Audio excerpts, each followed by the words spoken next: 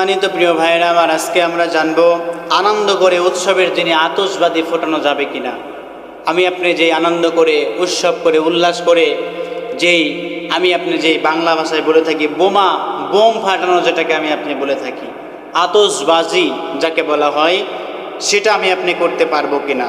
আতশবাজি ফোটানো কি জায়েজ আছে, ইসলাম কি বলে সেই সম্পর্কে আজকে আমরা জানবো। আতশ একটি ফার্সি শব্দ, ফার্সি থেকে আতশ শব্দটি এসেছে। আতশবাজি অর্থ হলো আগুন নিয়ে খেলা করা, আগুন নিয়ে খেলা করা। এইটা আমি আপনাকে করতে পারবো মুসলমানের ঘরের সন্তান হয়ে? আজকে আমরা সেই সম্পর্কে জানবো। আগুন নিয়ে খেলা করা মূলত মুসলমানদের কাজ হতে পারে না। আগুন নিয়ে আমি আপনি খেলতে পারবো না। এটা উইকিমিডিয়ার তথ্য অনুযায়ী হলো এই আতশবাজিটা হলো চায়না তারা শুরু করেছে। পরবর্তীতে বিভিন্ন রাষ্ট্রে, বিভিন্ন জেলায়, বিভিন্ন দেশে ছড়িয়ে পড়েছে এই আতশবাজিটা। সম্মানিত প্রিয় ভাইয়েরা আমার, আতশবাজি এমন একটি জিনিস যেটা একটি অপচয় একটি কাজ। আতশবাজি এটা প্রথমত অপচয় হয়ে থাকে, যা ইসলামে অনেক ভয়াবহ। আমি আপনি মুসলমান, আমি আপনি অপচয় করতে পারবো না। আল্লাহর নবী সাল্লাল্লাহু আলাইহি ওয়াসাল্লামের হাদিস আল্লাহ পাক রব্বুল আলামিন নিজে কোরআনুল কারীমের ভিতরে জানিয়ে দিয়েছেন, একজন মুসলমান আনন্দ করবেন, উল্লাস করবেন, সমস্ত কিছু করবেন, কিন্তু এগুলোর নামে আপনি অপচয় করতে পারবেন না। আপনি অপচয় করতে পারবেন না, কারণ আল্লাহ রাব্বুল আলামিন কোরআনুল কারীমের ভিতরে সুন্দর করে সূরাতুল আনআম 141 নম্বর আয়াতে কারিমার ভিতরে সুন্দর করে জানিয়ে দিয়েছেন, ইন্নাহু লা ইউহিব্বুল মুসরিফিন, নিশ্চয় আল্লাহ অপচয়কারীদেরকে ভালোবাসেন না। আমার কোনো কথা নয়, আল্লাহ রাব্বুল আলামিন অপচয়কারী যারা, আনন্দের নামে আপনি অহরহর টাকা নষ্ট করছেন, অহরহর আপনি টাকা পানিতে ফেলে দিচ্ছেন, এই কাজ আমি আপনি করতে পারবো না।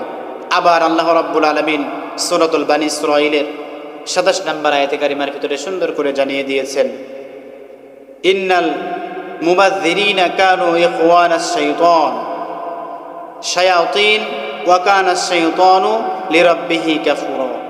আল্লাহ রাব্বুল আলামিন সুন্দর করে এই আয়াতে কারিমার ভিতরে জানিয়ে দিয়েছেন যে নিশ্চয় অপচয়কারী শয়তানের ভাই। যারা অপচয় করে তারা শয়তানের ভাই, আর শয়তান তার রবের প্রতি খুবই অকৃতজ্ঞ। মানে আপনি অপচয় করেন, আপনি শয়তানের ভাই। আপনার যে টাকা খরচ হচ্ছে আপনি সেটার দিকে খেয়াল করছেন না, কারণ আল্লাহর প্রতি আপনি অকৃতজ্ঞ, আপনি আল্লাহকে ভয় করেন না। এই জন্যে আল্লাহ রাব্বুল আলামিন বলছে, ইন্নাল মুবাযযিরিনা কানু ইখওয়ানাশ শায়াতিন, শয়তান অপচয়কারী হলো শয়তানের ভাই। আমি আপনি শয়তানের ভাই হতে চাই? আমি আপনি শয়তানের ভাই হতে চাই না। আমরা তো মুরব্বী মানুষ যারা আছি, যুবক মানুষ যারা আছে, আমার আপনার ছেলে সন্তান যারা আছে, তারা কিন্তু এই অপচয়টি বেশি করে। বোমা কিনে আতশবাজি ফোটায়, আমি আপনি নিষেধ করব, কারণ এটা ইসলাম সাপোর্ট করে না, শরিয়া মোতাবেক এটা হয় না। সম্মানিত প্রিয় ভাইরা আমার, এই কাজ আমি আপনি করতে পারবো না।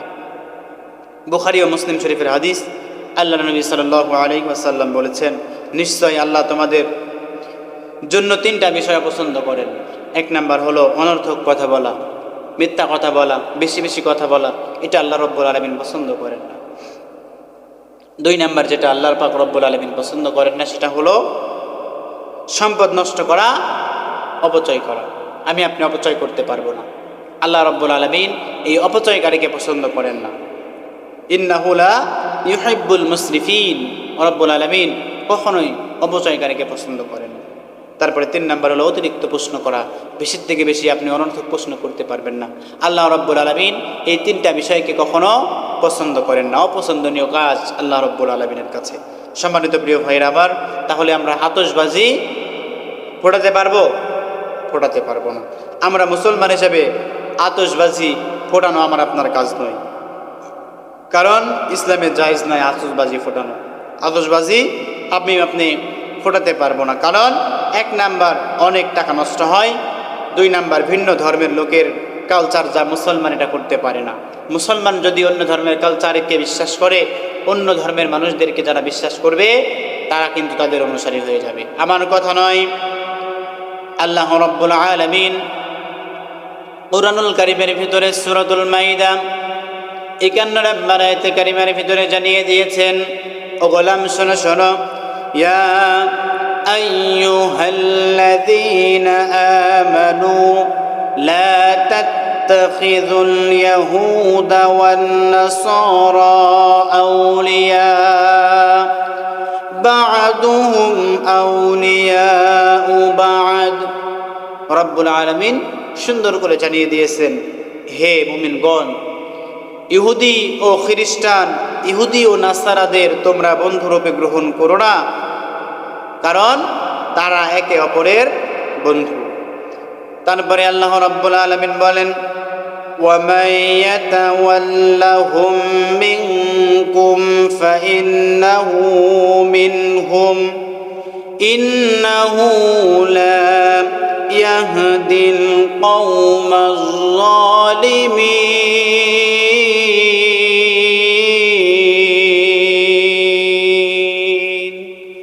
রব্বুল আলামিন সুন্দর করে জানিয়ে দিয়েছেন যে, আর যে তোমাদের মধ্যে তাদের সাথে বন্ধুত্ব করবে, তাদের অনুসারী হবে, তাদের কথা মতো তাদের জীবন আদর্শ মোতাবেক চলবে, সে নিশ্চয় তাদেরই একজন হবে, তাদেরই একজন হিসেবে গণ্য হবে। ইন্নাল্লাহা লা ইয়াহদিল কওমাজ যালিমিন, নিশ্চয় আল্লাহ জালিম কওমদেরকে কখনোই হিদায়াত দিবেন না, হিদায়াত দেন না।